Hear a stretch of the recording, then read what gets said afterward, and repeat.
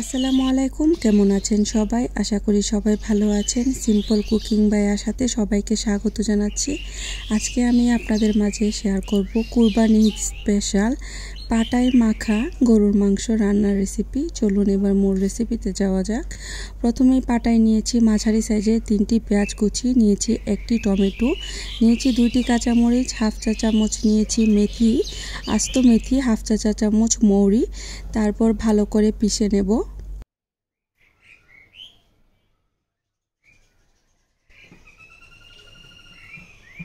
ভিডিওর এই পর্যন্ত এসে যারা একটি লাইক দিতে ভুলে গিয়েছেন, অনুরোধ রইল একটি লাইক দিয়ে সম্পূর্ণ ভিডিওটি কন্টিনিউ করার জন্য। এভাবে আমি একদম মিহি করে পেস্ট তৈরি করে নেব। আমি যে উপকরণ ব্যবহার করেছি প্লিজ আপনারা এভাবে দেওয়ার চেষ্টা করবেন, এতে কিন্তু গরু মাংসর ফ্লেভারটা খুবই ভালো আসে। মেথি আর মৌরির কারণে খুবই সুন্দর একটি ফ্লেভার আসে মাংস রান্নাটার মধ্যে। মশলাটা বেটে নেওয়ার পর এবার এখানে নিয়েছি 1 কেজি গরুর মাংস। গরুর মাংসটা আমি পাটার মধ্যেই মেখে নিব। গরুর মাংসের মধ্যে আমি এখানে মাঝারি সাইজের 2টি পেঁয়াজ কুচি অ্যাড করেছি। তারপর এখানে অ্যাড করেছি 1 চা চামচ রসুন বাটা, 1 চা চামচ আদা বাটা, 1 চা চামচ হলুদ গুঁড়া, 1 চা চামচ লাল মরিচের গুঁড়া, 1 চা চামচ জিরার গুঁড়া, 1 চা চামচ ধনিয়ার গুঁড়া, স্বাদ মতো লবণ। তারপর এখানে অ্যাড করে দিব গরম মশলার গুঁড়া। গরম মশলা বলতে এখানে এলাচ, দারচিনি, লং, গোলমরিচ হালকা তাওয়ার মধ্যে টেলে তারপর ভালো করে পিষে নিয়েছি। এবার এখানে অ্যাড করে দিব 2 টেবিল চামচ রান্নার তেল। আপনারা চাইলে কিন্তু এখানে গরম মশলা আস্ত গোটাও ব্যবহার করে নিতে পারেন। সব উপকরণ দেওয়ার পর ভালো করে মাখিয়ে নেব। এভাবে মাখিয়ে আপনারা গরু মাংসটা রান্না করে দেখবেন, খেতে এত দুর্দান্ত হয়, ফ্লেভারটাও খুবই ভালো আসে।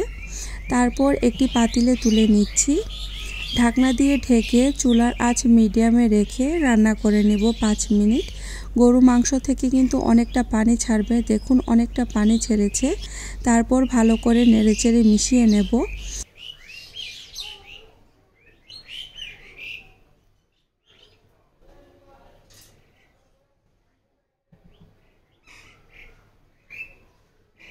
এই পর্যায়ে এসে এখানে অ্যাড করে দিব 1/3 কাপ পানি। পানি দিয়ে আবারও ভালো করে নেড়েচেড়ে মিশিয়ে দিচ্ছি। আমার এই সিম্পল রান্নাগুলো যদি আপনাদের ভালো লেগে থাকে, ফেসবুক থেকে দেখে থাকলে অবশ্যই ফলো করে যাবেন, আর ইউটিউব থেকে দেখে থাকলে প্লিজ সাবস্ক্রাইব করে আমার সাথেই থেকে যাবেন। লাইক, শেয়ার, কমেন্টস অবশ্যই করবেন। আপনাদের সুন্দর কমেন্টস আমার পরবর্তী ভিডিও বানাতে অনেক বেশি উৎসাহিত করে। ঢাকনা দিয়ে ঢেকে রান্না করে নিচ্ছি 15 মিনিট। তারপর ঢাকনা তুলে আবারও ভালো করে নেড়েচেড়ে মিশিয়ে নেব। এভাবেই অল্প অল্প পানি দিয়ে আমি মাংসটা কষিয়ে নেব ভালো করে। এই পর্যায়ে এসে আমি এখানে মাঝারি সাইজের 3টি পেঁয়াজ কুচি আবারও ছড়িয়ে দিচ্ছি। তারপর এখানে অ্যাড করে দিব কাঁচামরিচ আর পেঁয়াজ অ্যাড করার পর ঢাকনা দিয়ে ঢেকে রান্না করে নিব আবারও 15 মিনিট। 15 মিনিট পর ঢাকনা তুলে ভালো করে নেড়েচেড়ে আবারও রান্না করে নেব। এভাবে যদি আপনারা গরুর মাংস তৈরি করেন, এতে কিন্তু খুবই সুন্দর একটি ফ্লেভার আসে। এভাবেই ঢাকনা তুলে বারবার নেড়েচেড়ে রান্না করে নেব যতক্ষণ পর্যন্ত না মাংসটা ভালো করে সেদ্ধ হয়ে আসছে, ততক্ষণ পর্যন্ত।